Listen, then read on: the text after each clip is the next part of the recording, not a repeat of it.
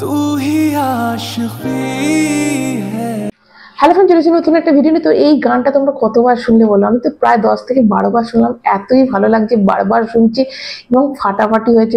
কার্তিক আরিয়ানের লুকটা তোমরা দেখেছো, দাড়ি লম্বা চুল, দেখো কয়েকটা অ্যাওয়ার্ড ফাংশনে এরকম করেই কিন্তু আসছিল তো এই সিনেমাটার জন্য। এবং অনুরাগ বাসু এটা ডিরেক্টর, তো অনুরাগ বাসু বলেছিল মার্চ থেকে শুটিং করবে, কিন্তু এটা যে একটা দেখা যাচ্ছে অনেকটাই কিন্তু শুটিং হয়ে গেছে। এটা কি শুধুমাত্র এই গানটার জন্য করা হয়েছে কিনা জানি না, তবে শোনা যাচ্ছে এই সিনেমার নাম কিন্তু আশিকি 3 হওয়ার কথা ছিল, কিন্তু কোথাও প্রডিউসাররা সরে যাওয়াতে এই সিনেমার নামটা কিন্তু আর থাকবে না। এটা একটা ফ্র্যাঞ্চাইজি সিনেমাই হতো। দেখো Kartik Aaryan equal to franchise মানে সুপার বাম্পার হিট, যেটা তোমরা দেখেছো লাস্ট দিওয়ালিতে যেটা হয়েছে ভুল ভুলাইয়া 3, তো আবার কিন্তু সেটা হতে যাচ্ছিল, কিন্তু নামটা হয়তো কোথাও সামহাও চেঞ্জ হয়ে যাবে নামটা। তো যেটাই হয়েছে তু মানে এই যে গানটা তু জিন্দেগি হ্যায় তু আশিকি হ্যায়, তো এই যে গানটা মানে একটা তখনকার দিনে কাল্ট, এই গানগুলো সব কাল্ট একটা গান। তো সেই গানটা এবং গানটা দারুণ দারুণ হয়েছে। শ্রীলীলার নায়িকা দেখো, আমি তো বলবো যে অনুরাগ বাসু মানে প্রেমের গল্প বরফি, মানে এত সুন্দর একটা লাভ স্টোরি, এবং অনুরাগ বাসু হচ্ছে লাভ স্টোরি বানাতে একদম দারুণ, এবং যে কোনো কারোর কাছ থেকে অভিনয় বার করে নেয়। এই এলিয়ানা ডিক্রুজের মতো যে দেখো অন্য সিনেমাতে অত রেকগনাইজ পায়নি, কিন্তু এখানে তাকে দিয়ে একটা প্রেমের গল্প বার করে দিচ্ছে। শ্রীলীলা দেখো, সেরকম শ্রীলীলার দারুণ রোল আমরা কোথাও দেখতে পাইনি, অবশ্যই কিস্তিকটা দেখেছি, এবং দক্ষিণ ভারতের সিনেমা খুব একটা কিন্তু এখনো তার রেকগনাইজ কোন সিনেমাতে বিশাল ভালো করেছে এরকমটা জানায়, কিন্তু এই সিনেমাতে যে ওকে ভালো লাগছে তো সেটা দেখি বোঝা যাচ্ছে। দুজনের কেমিস্ট্রিটা দারুণ লাগছে তো একসাথে দুজনকে।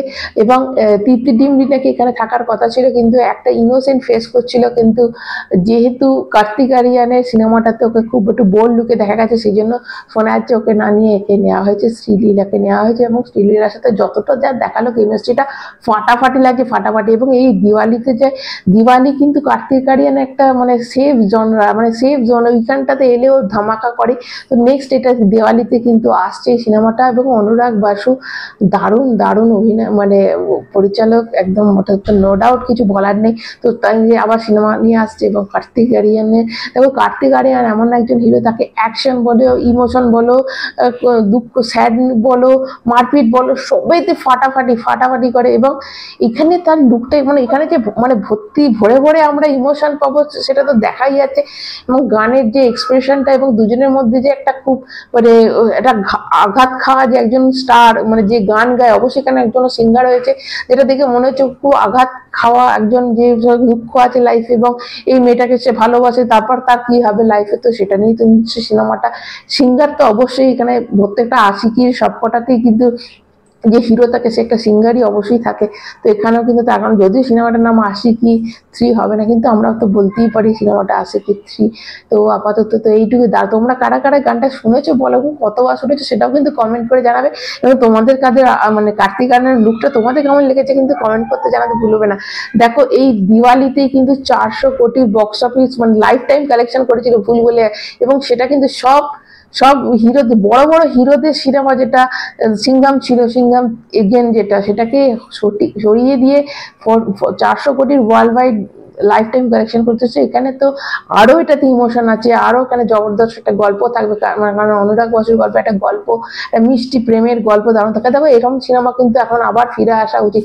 এটাও কিন্তু কমার্শিয়াল সিনেমা, কিন্তু কমার্শিয়াল সিনেমাতে কোথাও লাভ স্টোরি যেন হারিয়ে যাচ্ছে। এখন শুধু অ্যাকশন, শুধু অ্যাকশন, এত বোল্ডনেস, মানে অ্যাকশন করবে এবং ব্রুটালিটি এত দেখায়, সেখানে কিন্তু এরকম একটা মিষ্টি প্রেমের গল্প, এটাও কিন্তু একটা মানে এটারও কিন্তু একটা দর্শক আছে, এই দর্শকরাও কিন্তু সিনেমা হলে যায়।